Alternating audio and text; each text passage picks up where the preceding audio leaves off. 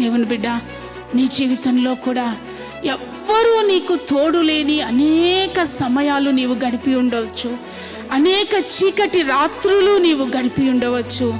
నిజమే, ఏ తోడు లేని, ఏ సహాయము లేని ఆ సమయంలో, ఆ స్థలమందు నీకు తోడుగా ఉండే, నీకు సహాయకుడిగా ఉండే, నిన్ను చూసే దేవుడు అక్కడున్నాడు. Praise the lord.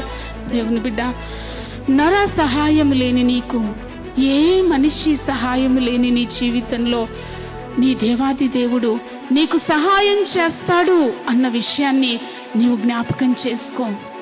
నీ దేవాది దేవుడు నిన్నే చూస్తూ ఉన్నాడు అన్న విషయాన్ని జ్ఞాపకం చేసుకో.